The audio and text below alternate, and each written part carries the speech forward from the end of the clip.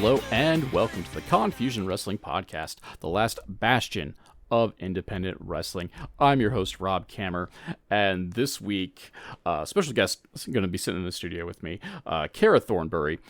She hosts a podcast called Tea With Me, and what she's doing with that podcast, I think, is fascinating, because we talk about it. We talk about this podcast, but like, the thing I like about wrestlers is guys and girls and everyone in between that like do something to stand out, usually involving a character or a gimmick or a way that they do things. And Kara, I think, is doing something interesting with Tea With Me, and I'll let her, give the full rundown. But she is bringing back, she is expressing her love of territory wrestling through a new modern lens, which involves kind of like the reimagining of some of the classic promos from professional wrestling's history, and even bringing in the current generation of professional wrestlers to help out with this. She has a great little short with Richard Holiday and his signature move, cutting a promo from Ravishing Rick Rude from back in the late 80s, and it's kind of a nifty thing to see. But as I said, I will let her explain it all to you. So let's go ahead and take a pause for the cause. Get yourself a coffee, get yourself an energy drink, get yourself a whole gosh darn coffee maker, and we'll be back with Kara Thornbury of Tea With Me. Hey folks, the Confusion Wrestling Podcast has become a veritable hub of shopping and treats and all that sort of good stuff. Whether you need a sugar-free alternative to energy drinks in the form of Raise Energy, or maybe even, top-of-the-line ice makers, coffee machines, and other household appliances, all through my links section. All you got to do is wander down to the descriptor of this week's episode, check out the various links, click on them, and go shopping like you normally would. Heck, it's no difference. You just came in and just said Rob sent you. And that way, you can get the things you need, maybe even at a discount, and the podcast gets a kickback as well. So be sure to check out those links. Thank you very much for listening. Back to the show. And we're back, ladies and gentlemen, the Confusion Wrestling Podcast. As I said at the top of the show, special guest sitting in the studio today. They are the host of Tea With Me. It's Kara Thornbury. Kara, how are you doing this evening? I'm doing great, Rob. That's great to hear. So I usually start out the podcast, as anyone who's listened to it know, I always like to start things off with the always original, never before asked question in the realm of wrestling podcasting. What made you a fan of professional wrestling? What got you into the sport? Well, there's two periods of time that I've become very excited about wrestling. One was in the 80s when I was growing up, and I grew up during the territory periods. And we just had the 4 channels, and we had AWA. That was the one that was in my neck of the woods in central Pennsylvania. And then during the later part of the 80s, we started watching WWE, or it was WWF, and I was just completely enthralled with the Macho Man. I thought I had never in my life seen anyone that could turn their back to a camera and speak and still capture people's attention. And I just loved it so much as a teen. And then life happened. Went to college, got married, had a family. And then about 3 years ago, I decided to revisit wrestling. And I started watching it again. And I watched the old podcast. I started with Memphis Wrestling. And I thought, this is the most wonderful thing I have ever seen in my life. I was just absolutely enthralled. Lance Russell, Jerry the King Lawler, this wild cast of characters coming in, doing just these insane things. And then Lance was just like, no, it's going to be okay. Just kind of trying to bring them down off the edge of the cliff. And then Eddie Marlin, the promoter, would come in and no, we're going to break all this up. And so I started taking notes. You talked earlier about being a nerd, so I'm that level of nerd. So I started taking notes on who the wrestlers were and the episodes and what they were doing and what they were saying and what the beefs were between them and so on and so forth. And then I moved on to another territory. I moved on to Mid-Atlantic, where there was Ric Flair and Dusty Rhodes, and there was a whole new set of characters. And then I just moved on and on to the different territories. And I noticed in a lot of these shows that there were a lot of little old ladies, and that they were fierce about their wrestlers. And children, but a lot of little old ladies with canes. And I thought, what if these little old ladies are sitting around at a tea table and they're talking about going to the shows, and then we switch to have a show where it switches to the actual promo as it was done back in those days, word for word. And that was how I came up with the idea of Tea With Me, to take the little old ladies that were at the wrestling shows and their love and their devotion, their infatuation for these gorgeous wrestlers, and then going to the promos. So that was how the whole idea came about. So you're a lapsed fan. So was there something specific that brought you back into the wrestling fold? A friend of mine, a colleague, started talking to me about local promotions. And I just became intrigued. I thought, this is so much fun. So I started watching the local promotions here in the area. It was New South Wrestling at the time. And then there's AMW Wrestling. And then, of course, there's OVW in the Louisville area. And I became emotionally attached to some of these local wrestlers. I'm like, that's my guy. That right there. That's my one. And so I started following them on social media. And then I was that little old lady. I was getting invested into their triumphs and their struggles and the injustices, and, wanting them to succeed, and, just feeling all of the angst that they were feeling. And so it was that kind of an experience for me. But that's how I got back into it. Was a colleague of mine was talking about wrestling, and I thought all of the synapses started firing, and all of that, those memories started coming back, and I thought, yes, that was such a wonderful thing, and I want to invest into it again. That's actually a similar story to like how my mom got back into wrestling. She was an old AWA girl, because the AWA used to come around these parts, central Mm-hmm. Illinois-ish, and like she grew up, had a family, didn't really like, and even like when dad always watched wrestling, but like mom would either just read a book or just wander off into the other room. And I got older and then discovered independent wrestling, and so I started dragging dad along with me, which I don't know how he tolerated it, because that wasn't for Gagne's wrestling that I drug him to. But like one random day, mom, like we were going to go see one of the local indies, and we would always ask mom, do you want to come along? And it was just out of courtesy, and she'd always say no, and like, because I think she liked having the house to herself. And like one day she's just like, yeah. And we all just stare, like, not that we did anything untowards, but it's just the shock to the system, because mom always said no. And mom got hooked again. Like, she didn't care that much for the indies, like, but she started watching Monday Night Raw and whatnot, and got hooked on, as I call them, her little Samoan boys. She would love the bloodline by now. But that's kind of like thing. It's like she kind of like, listen to dad and I dick around, and then we'd go to shows like whenever, and like she got hooked again. So like, yeah, I buy it. And like but I always think it's funny, because like I talk to a lot of wrestlers, and so many of them like got hooked because of their grandparents. Like there's so many, like I need to break down the percentages one of these times.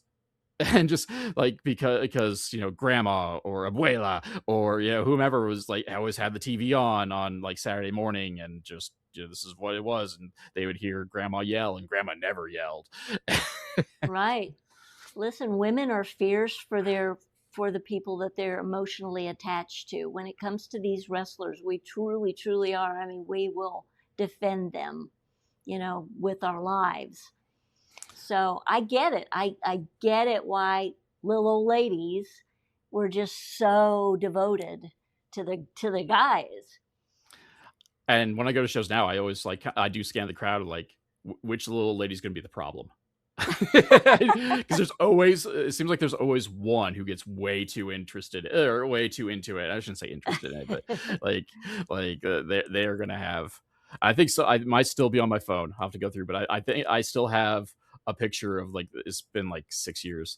Little old lady flipping off one of the local wrestlers. She's in the front row, flipping the bird, and he is down his he's in the ring, but he is leaning over the ropes on her, at her. It's beautiful. It's main event anywhere in the country right there. I think it was JT Energy versus little old lady. Correct me if I'm wrong, but it seems like I saw an interview by Terry Funk, maybe it was someone else, where he literally got whacked to death by a little old lady. There was some wrestler, old school wrestler, that really got attacked by a little old lady in her cane. She was so infuriated by him. I'll have to look it up, but yeah, I mean, he wouldn't be the only one. I would because that's a very. I mean, not that it's obviously. I just said a local and that I live in Illinois, but like wrestling was very real. If I can go to stereotype, especially in the southern territories, and Terry Funk worked a lot of the southern. Does a lot of the southern territories as him and I can imagine also I can see it with Piper's mouth. I can see him taking a shot or two, even though he didn't work.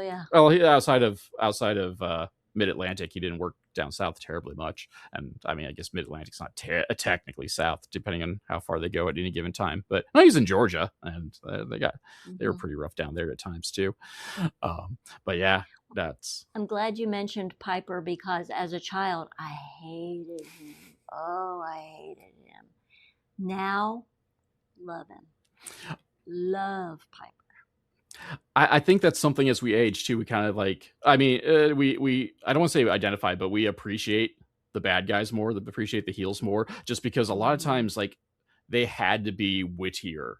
They had to they almost had to make, and this is me projecting, make more sense in their promos, whereas the good guys could basically just come in and be like, America great, doing this for the fans, and we will eat it up, whereas the bad guys had to really kind of come up with a good reason to hate you and to put down the crowd.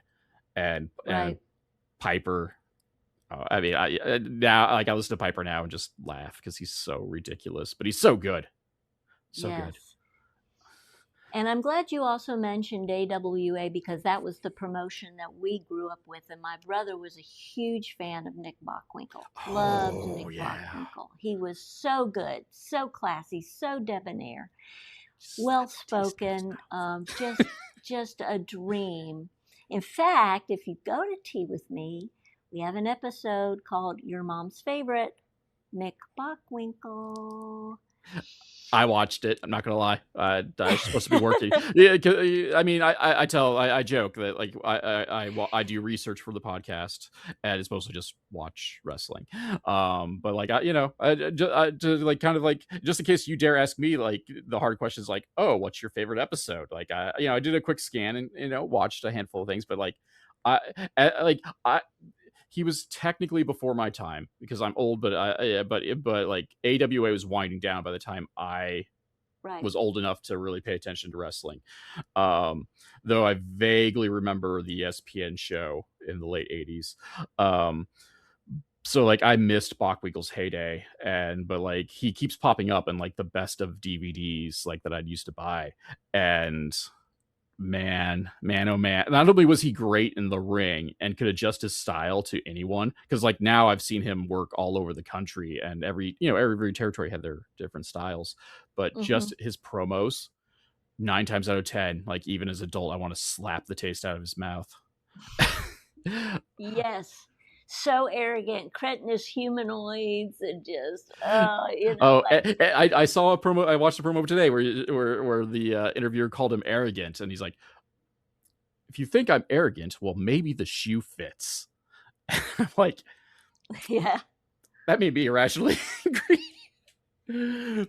Another person from AWA that we really loved was Larry Zabisco, and he had the nunchucks. And there's a promo I'm dying to do if any of your listeners would be interested in doing this promo. He's taking the nunchucks and he slashes this cantaloupe and it just smashes to smithereens. I think it's great. I just love it. Oh, Larry. And see, I remember him more from the end of his career in WCW with the Dangerous Alliance, all that too. But yeah, even then, like, yeah, he was a talker as well. Like, and I as an adult, like, I love the AWA. Like, some of the in ring action I'll give you is kind of like very meat and potatoes and kind of like can err on the boring side, but like some of the but the characters that they had, like, and were allowed to go, like, it was just like crazy go nuts because you also had the Vashons in there, and they were nuts. Yes. I will never not love Mad Dog Baron, Vachon. and I will never not love Baron von Raschke, which I'm hoping to see. Yes! I'm hoping to see him in October. Claw! Baron's coming to Dreamwave in October, and I'm hoping to see Please give the him my Baron. regards. Love Baron von This is Raschke. all the people need to know. And like, so, And that's all you need to know. Like they're for their Halloween show, Dreamwave Wrestling, for cheap plug, for even though they're not paying me, is bringing in some like heavy hitters for their October show, including Tim Capello from the Lost Boys movie. He was the saxophone player. They're bringing in him for a performance, bringing in Baron von Raschke and Papa Shango and Kevin Thorne are some of the names that they're bringing in for this event. So I'm psyched for that one. But yeah, I love Baron von Raschke. Like as an adult, like I got hooked on the AWA, and yeah, Baron von Raschke and Nick Bockwinkel were like two of like my favorites. Yes. It's just those territory days. I just love that the best. I just loved the territories and just the little pockets and their different flavors and their promos. To me, that's like chef's kiss. Wonderful. I mean, I get on the soapbox, and I think one of the things I love, and not that they don't exist in the current wrestling environment, but so many wrestlers, like for the 70s through the 90s, basically towards the end of the territories, were such characters. Like, everybody was so distinct, and like it made for a lot of entertaining television, like whether it's our Pipers, even our Nick Bockwinkel's, who were very meat and potato workers, but like could talk like nobody's business. And you brought up like the Macho Man, who's another one that I'll ignore some of his other faults just to listen to his promos all day long as well. Those promos of him, for me, they're the greatest. They just you never knew where he was going, and it would make no sense, and yet he somehow tied it all together. He would use props, like in some of the early WWF promos that he did, like after he got Elizabeth by his side. Like, he would just have like a random prop. You'd be like, what is he doing with this? Like, and now it's famous, the cream of the crop. But like, he also had Yesterday's News. I believe he was talking about Tito Santana had a newspaper, and like basically cut a promo about, like, yesterday's news, everything in the paper we already know about today because it already happened, just like Tito Santana's title reign, and used to be relevant, not anymore. Dig it. And then, like, on the flip side, like, as adult, like, and then his brother Lanny was like no slouch on the mic either. Like, it's like so crazy that like he spent a good chunk of his career, at least in like most modern fans' eyes, just kind of doing nothing, and then just all of a sudden was just like, oh, now he's the genius, and actually was a good promo. Lanny was a poet. He was classy. He was articulate. He had that Nick Bockwinkel type charisma about him as well. So the Pothos were a force to be reckoned with, for sure. And a total 180 from Randy. Complete opposite. My favorite Randy Savage promo is the sweating one. He doesn't have sunglasses on, where he talks about the pukesters. He said, didn't eat them then, don't eat them now. That's my favorite one. And he's just sweating, and somebody said he's the most intense human being that ever walked the face of this earth. and Lanny was chill AF. like, Chill, like, totally chill. like Savage. Well, Savage was a savage, and then Lanny was a surprisingly good high flyer, gymnast in his early years as well. Like if anyone can, I do wholly recommend like their run in Memphis after ICW closed, and they got to they turned the biggest shoot into a work, like possibly in professional wrestling history. And of course, it was Mm-hmm. Memphis because that's what happened in Memphis, where they like for all of Memphis's faults, like they were they were masters of just like whatever, this can make us money. We are going to take this real life problem and use it. And like I don't know how many times I've heard stories of the police just showing up and yelling at Lawler to tell him to go do something because they're tired of dealing with the calls. Like It was crazy. It was so insane. Yes, those territory days, to me, that's what got me started. The territories. And then I started going to our local promotions, and then started getting, like I said, attached to current day wrestlers. And then watching, of course, watching WWE now. But I have to say, it just doesn't ring my bell like the old stuff does. I just love it. it's honestly like as sort of that's why I almost stick to the indies, because like yes, the territories are dead, but like there are a lot of wrestlers who take direct like inspiration in one way, shape, or form from the independents that either A, like are just not a fit for sterilized television wrestling nowadays, or B, like they're just kind of waiting for the right thing to come along. Because like I've been a proponent of like Mance Warner, who I feel is a very much like a throwback of the territory days, and now he's kind of like getting on TV a wee bit. He's been in TNA, and now he's been popping up in like Ring of Honor. But like Mance Warner's kind of the old, like kind of like the well, it used to be the Southern Stomper, Psycho Stomper, but very much like old school in that front. Or like if push comes to shove, all over the country, you can see guys like Sidney Bacabella, former WWF Hall of Famer. Uh, Evidently they kicked him out at some point or another. But you talked about kind of like seeing the the next batch of independent. Like so, who is drawing your eyes on the indie scene like right now? Who's getting you Well, that? Who's getting you that attached? well, Icon Lee of OVW. I saw him live about 3 years ago, and he came out with a rap. And I was like, that's my guy right there, him. And just a few weeks ago, he was on an episode of Tea with Me. So if you haven't seen that one, he talks about the injustices that he has endured. And it's a different format. I mean, the premise of the show primarily is about old school wrestling and recreating the promos. But I am certainly open to having our current indie wrestlers come on and just be at the tea table and, what is tea time but gossiping and sharing how you feel about stuff. And so we had a little tea time together, and he talked about JJ Lawson and his battle with him. And so yeah, I like him. And then of course Richard Holiday. Love Richard Holiday. Oh, the green screen's covering up. I know this is not a video podcast, but I have to show it off because I just got this in the mail from our friend. I've got Oh no. two T-shirts. Because He is the best, and he came on Tea with me and did Ravishing Rick Rude, and I was so honored to have him. What an honor to have Richard Holiday, and just knocked it out of the ballpark. It's called A Rude Awakening, and he did the old Rick Rude versus Jake the Snake, where Rick Rude kind of eyeballs Cheryl Roberts, not knowing she's Jake the Snake's wife.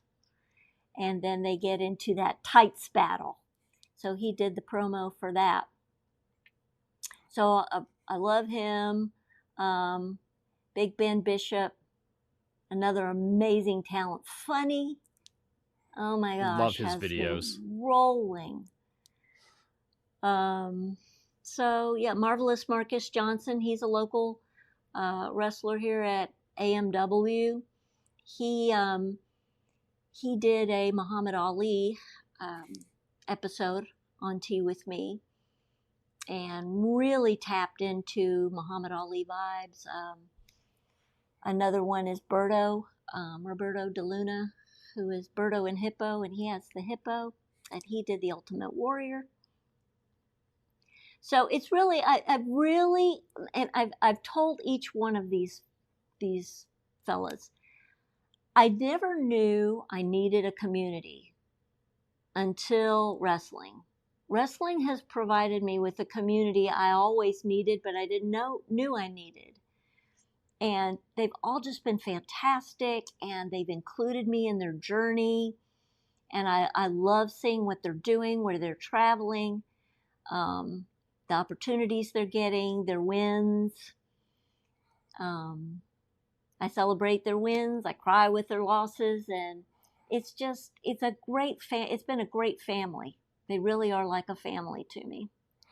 And that's kind of like one of the perks, again, touting the independence, especially because a lot of indies will work the same building, once a month or once every other month or whatever. And so you do see a lot of the same faces like in the crowd, but of course, like the workers, the wrestlers as well. Like I always tout, like, I live in Seth Rollins country, and Seth Rollins has the Black and Brave Wrestling Academy. So and a lot of those graduates come through SCW Pro, which is pretty tiny promotion all over, but like the promotion really caters to the Black and Brave graduates. Like almost almost the entirety of the roster that isn't what we call like the originals, because SCW Pro's been around for 20 years, but is shifted to this basically kind of a feeder system.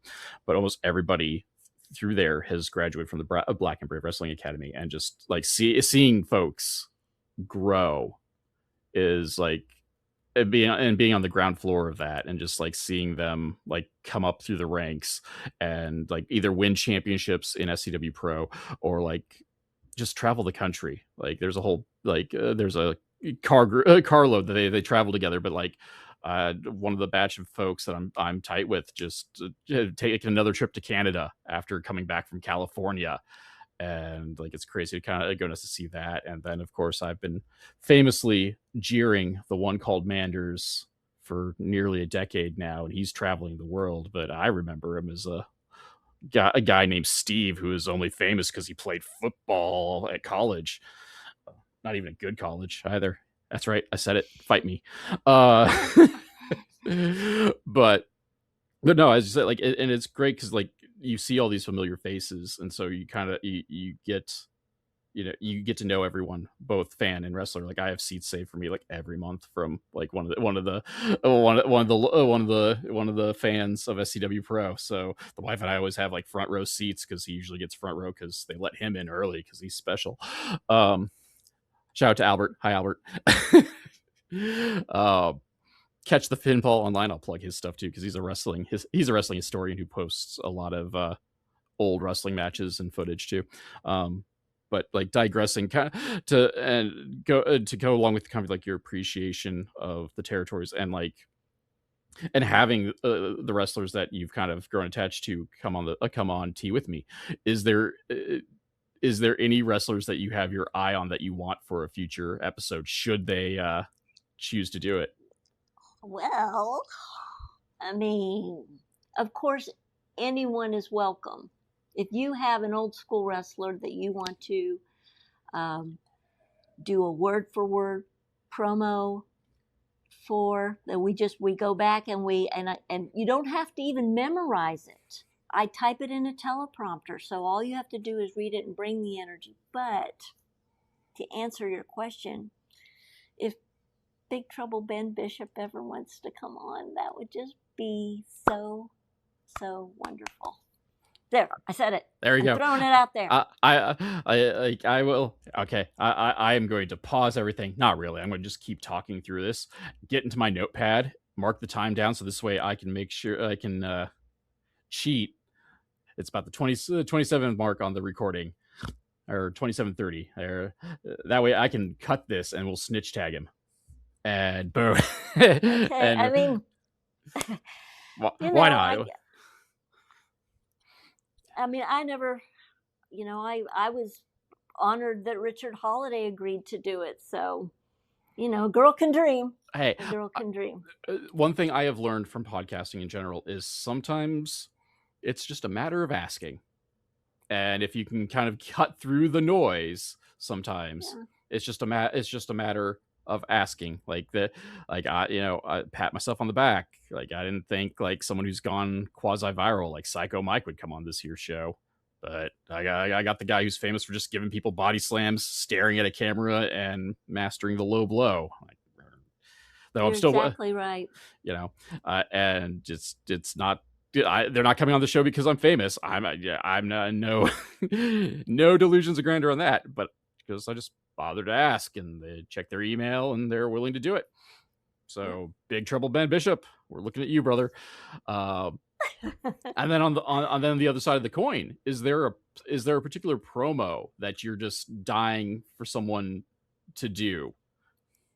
I really, really want to do a Coco Beware promo. I have a fellow, but he's super busy. But I love Coco Beware. Oh, I love Coco Beware. He's so fun, and he's got the parrot, and he does sing-songy, promos, and it's just so fun, and makes people happy. And so I really want to do one with him. And of course, I'd really like to do the Larry Zabisco one where he demolishes the cantaloupe. I just think it's, it's just so crazy. We've done several Ric Flair. Mike Ramondi, if you're listening, I'd love to have you back. And along those lines, Machoverse, if you're listening, I would love to have you come back and do another Macho Man. So there's a cosplay community in New York City that is dynamo. We've got 3 up there that are just fantastic that have been on Tea with Me. Camel Clutch Cosplay, any of those guys, I would love to have them back. There we go. Well, hopefully they're listening. I don't know if any of them are listening, but I just had like a random idea because we brought up Larry Sabisco a handful of times. Have you ever thought about like doing Tea with Me, the Wrestle Rock Rumble? Like bring back the Wrestle Rock. I have not. As a nerd, that would make like I think that would be great. Like just bring back the Wrestle Rock Rumble and just have the collage of people, because Lord knows the original Wrestle Rock didn't have people all together. Like they just cut to studio segments or Scott Hall and Kurt Hennig was by the pool. Actually, I think the Rockers were in the studio, but I think the Wrestle Rock Rumble has like such notoriety to it, and then to kind of go along with like kind of your love of the territories, go with the theme, and then 2, just because every episode is kind of like such a mismatch of personalities channeling other personalities.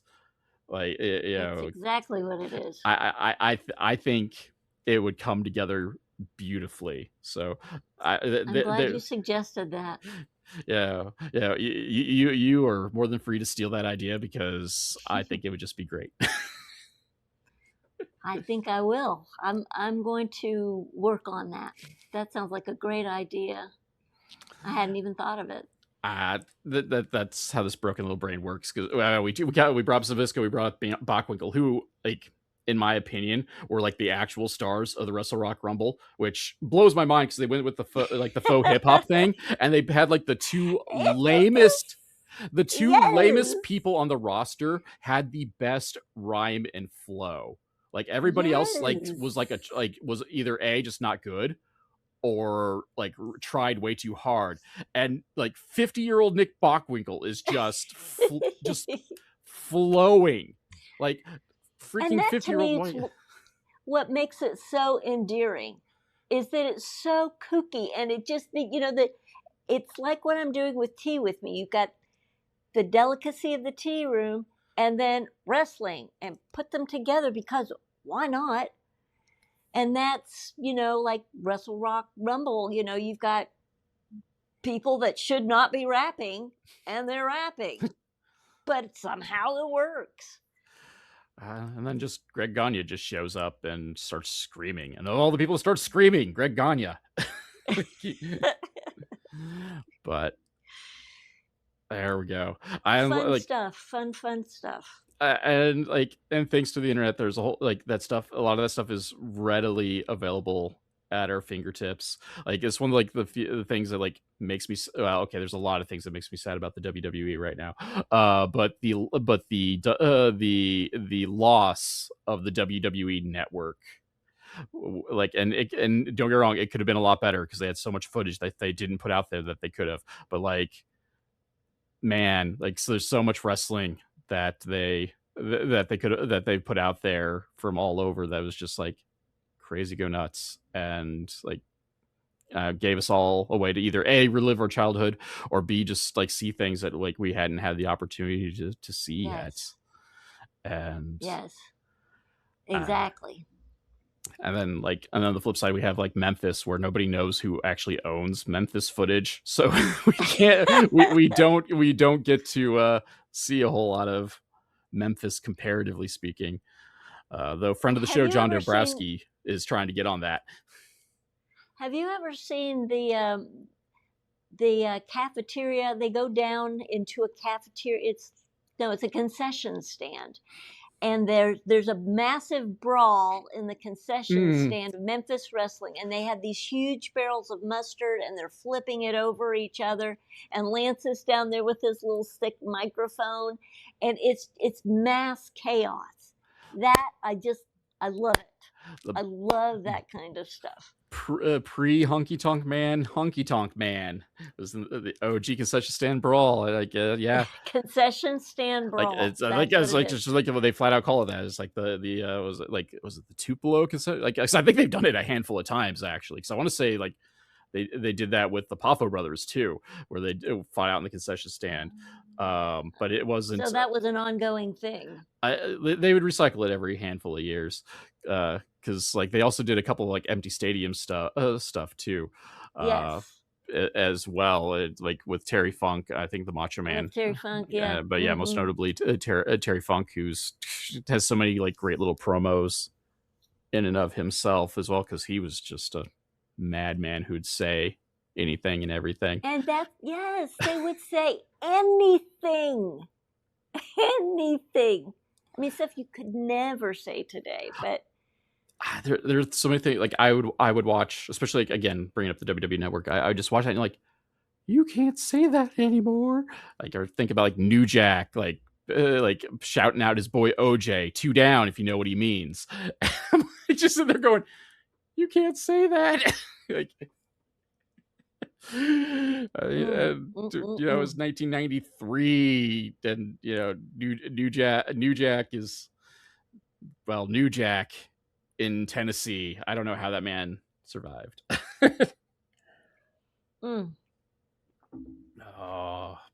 Yeah, Memphis is special. I wish we had more access to some of the footage or full episodes of that, just because so much weird stuff just happened. Whether it was again the concession stand brawl, the Jerry Lawler's literal monsters of the week, where he would just be I love comic books, I want to fight Godzilla. For the next month, Jerry Lawler would have a feud with Godzilla for some odd reason, or legally distinct Godzilla. We'd have Dr. Frank or whatever come through, or then Lord only knows one of my favorite wrestling feuds of all time with Andy Kaufman, because I'm a huge Andy Kaufman fan. Yes, without the wrestling. Now, I'm glad you brought that up. Yes, Andy Kaufman, the Memphis, the soap and all that. That's the one I want. I'm from Hollywood. I want to do. That's the one I want. You want a piece of me, Lawler? You want a piece of me? I'm from Hollywood. Yeah. Actually, Rob, I think you could be Andy Kaufman. Man, little known fact: 15 years ago, I pulled off an Andy Kaufman. I had hair then, so I had to gel it down pretty bad because I used to have an afro before I lost all my hair. But yeah, I was even Andy Kaufman for Halloween once, and there you go. All right, Rob, you're it. I see. Like you threw that the invite. I was just kind of like waffling, partially just because I couldn't. Like, there's so many like little like nerd stuff. Again, like because I'm sitting there like, oh, I love like in my head like when we talked about I referenced in the DMs like Steve Kern like 2 years ago as Steve Kern for Halloween during his short-lived 1994 WCW stint. I don't know if you've gotten to see that, but like I'm like, I wonder if I could find the promos because Steve Kern, after he was Skinner, just showed up in WCW, bleached his hair again, despite the fact that like his hair is like mine, except in this case, he grew like his 3-tiered skullet. So like he was pretty thin on top, bleached it, cut the sides, and then had like the puffball on top, and then was still shoulder length in the back. And he showed up with this gold tuxedo jacket and just started talking smack to Arn Anderson for just some random reason. He just showed up and was just like, Arn Anderson talks an awful lot, and like Arn Anderson had nothing to do with like whatever is going on. Arn Anderson thinks he's a real tag team specialist. Well, I happen to be a tag team specialist as well, and I'm going to bring in someone, and they're going to fit this golden tuxedo next to me because he'd have a mannequin with a tuxedo like he's wearing, and like for like a month he just came in like cut promos on Arn Anderson just for the surprise to be, no offense intended to Bobby Eaton, but Beautiful Bobby was like the magic person who fit the tuxedo, Bobby, which I love Bobby. Arguably one of the best all time, ignoring the mic work, of course. But like he wasn't like this magical great surprise, like outside of like the nerds who can't get enough of like the Midnight Express stuff. But yeah, so they weren't doing anything with Bobby Eaton, so they stuck him with. So they had one half of the Midnight Express with one half of the Fabulous Ones, which of course Bobby teamed with the other half of the Fabulous Ones, and they became a new tag team called Fabulous. Don't even get me started about the Fabulous Ones. The infamous music videos. The video with the Fabulous. It's Billy Squires. Everybody wants you. They're on the hay bales. Motorcycles. They're on the motorcycles. All conspicuously topless.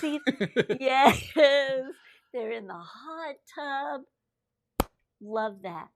Love it. Love it. Love it.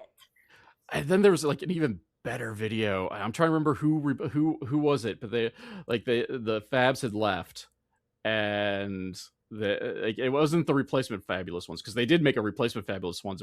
It was like Tommy Rich and Eddie Gilbert, if I'm not mistaken. They were fake Fabulous Ones. Yeah, and neither of them were body guys to begin with, and like it went over like a lead balloon. But there was another promo.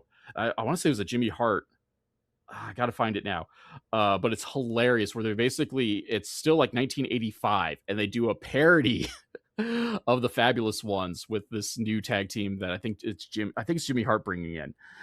But don't quote me on that one. And it's just as beautiful. Like whereas the OG Fabulous Ones video is great. Like ironically, we're all entertained by it. Like they parodied it. They did a parody of it like 2 years later, and it's unironically great because they took the tongue right out of the cheek. They're like, nope, we are taking the air out of this thing and strictly for laughs. I gotta watch that one. I wish I could remember who it was. If I can remember or find it, I will send it your way, because it's beautiful. Like I sent it in like one of my wrestling group chats, and nobody cared but me, and it made me sad. I care, Rob. Everything you're telling me about, I care. But that's my vibe. Oh, that's your wheelhouse. And like the people I was sending it to, like they like Memphis as a concept. They don't want to watch it every week. I mean, they will if I make them, because one of them was a captive audience. But yeah, just Memphis is wild and woolly, and it's so crazy. It's just so crazy. And like it is still like felt directly to this day, because even like as I said, like Steve Curtin was running around and like even in 1994 still trying to be kind of Fabulous One, except now he's 10 years older, not a body guy anymore, and got his 3-tiered bleach blonde skullet. It's beautiful. Wrestling is beautiful, and no one can tell me otherwise. It is. It's exactly. It is Steve, better. I'm thinking about Steve, but yes, it's absolutely wonderful. It's better than the thing you like. That's what I use. That's what I say online. With usually with a picture of something ridiculous, like wrestling is the better than the thing you like, and it's here's a conga, here's a conga line. I also want to mention while we're talking about ridiculous stuff, one of my episodes that I did this past winter is called "It's Only Rock and Roll and David Allen Co." But I like it, and it's the Rock and Roll Express, and this goes back to the old Mid Atlantic, and for some reason, David Allen Coe was on there making a pitch about something. He just kind of wandered out there. Just weird. It's just weird. And the Rock and Roll Express were all excited about him. So we did that one where David Allen Coe is at the tea table with me. And I just don't know what to do with him. He's got his feet up on the table and he's reading a gun magazine, and I'm trying to be polite and get rid of him, but he doesn't get the hint. And I ask him if he wants tea, and then he says, "There's only one drink I want, woman." And then we play Jack Daniels, if you please, and then we go to the old Rock and Roll Express promo. Crazy. Brilliant.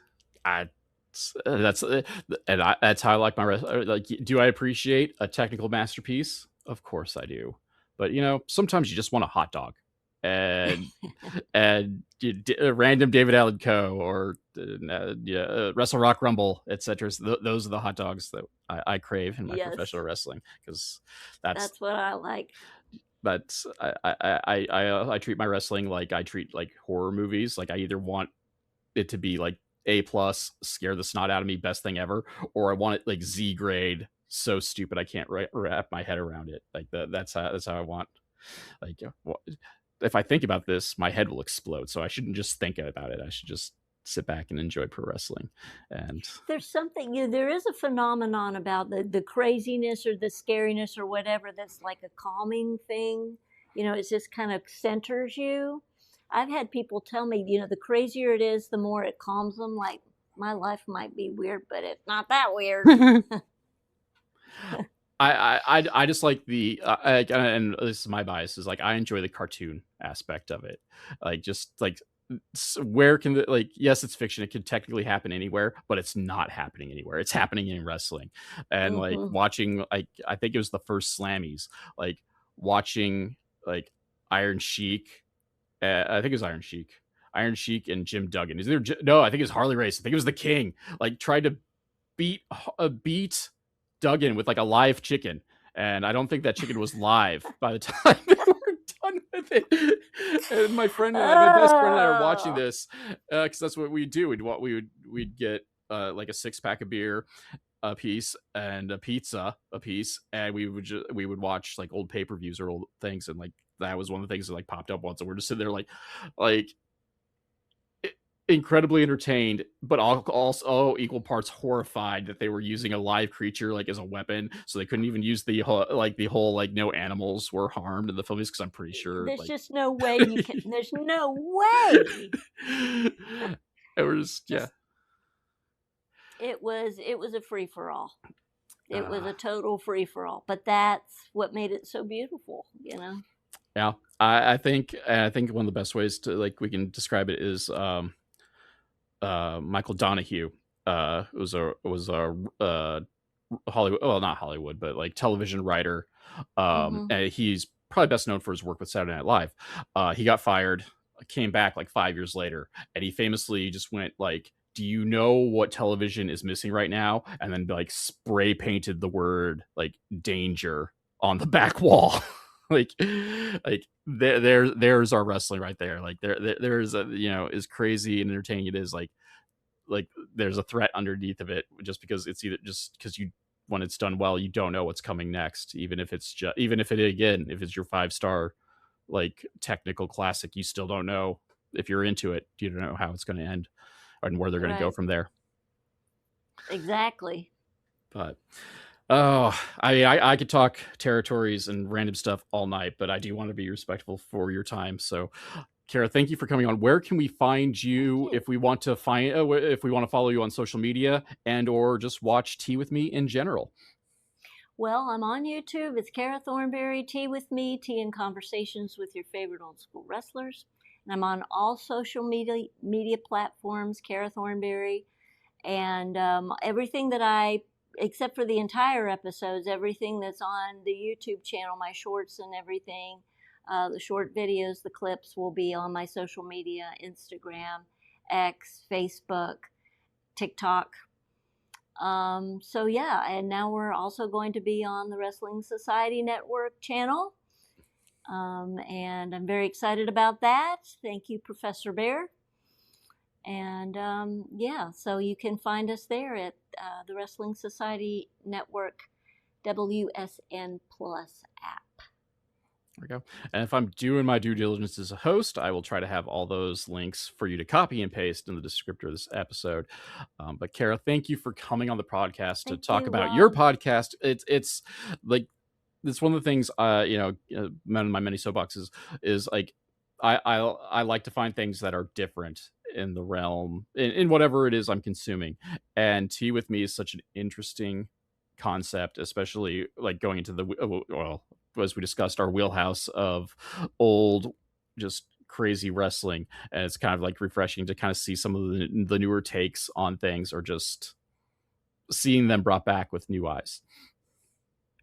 Well, that's my goal, is to relive these wonderful old promos in a different, weird, but fun way, and hopefully bring a smile to people's faces. That's my goal. A colleague of mine said, my family sits down and we watch this, and I'm like, that's why I'm doing this. That's why I'm doing this. And that's the most important thing, is like in this wacky world of whether it's wrestling or podcasting, is just kind of finding the whys. That's right. And I'm so thankful that people like you have given me an opportunity and a platform to speak about Tea with Me and to share my love of old school wrestling. So thank you, Rob, so much. So you're welcome, and thank you for coming on. It's been a delight. The Confusion Wrestling Podcast is a weekly podcast that is written and performed by Rob Kammer and hosted by Spotify for podcasters. The background music for this section is Ruined by Day, performed by Alan Schroeder.